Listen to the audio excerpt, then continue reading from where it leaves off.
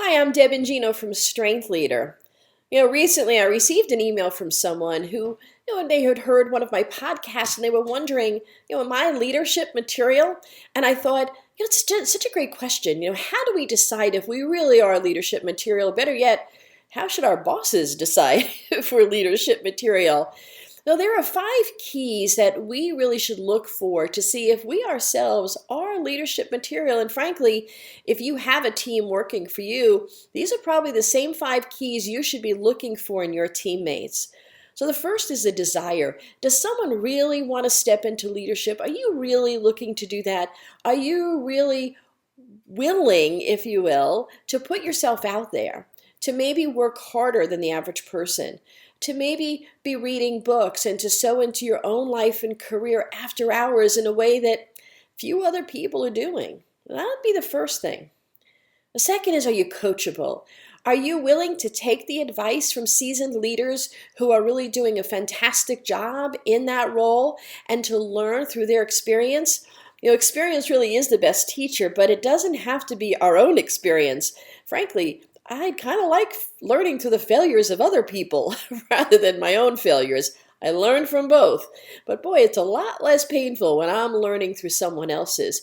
So are you teachable? Are you coachable? Are you someone who's open to feedback? If you are, that's another great sign that you're ready to step into leadership. The third is, do you have a really good handle on your strengths? Do you understand what are the gifts and strengths that you bring to the table in business or in your career or the not-for-profit, whoever you're serving? What are your strengths? And are those strengths something that you're utilizing at least 70, 80, 90% of the time? You see, if you don't understand your strengths, or worse, if you don't use them, it's really hard to lead, because then you're leading from a point of weakness and not strengths.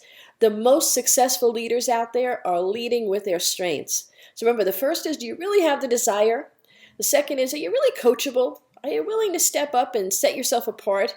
The third is, do you know and are you leveraging your strengths? The fourth is there an opportunity? Is there a real opportunity for you to step up? Is there some place where you can even volunteer to step up? A lot of folks have gotten their first sort of tryout leadership, if you will, in a volunteer role. That is not at all uncommon. And frankly, I think it's a great way to sort of test your strengths out and really test your perseverance out as well. And the fourth is, are you willing to take risks?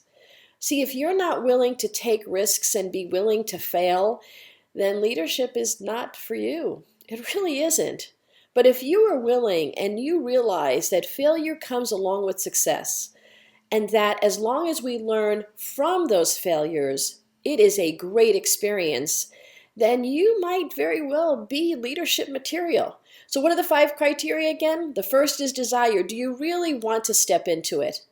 Second, are you coachable? Are you open to feedback? Third, do you know your strengths and are you using them? The fourth, are you willing to step into that opportunity even if it means you need to serve in a not-for-profit after hours to sort of test your leadership capabilities? And 5, are you willing to fail? Are you willing to learn through those failures? And are you willing to take the risks that come along with success? If you have these 5 keys, my friend, it is time for you to step up into a leadership role.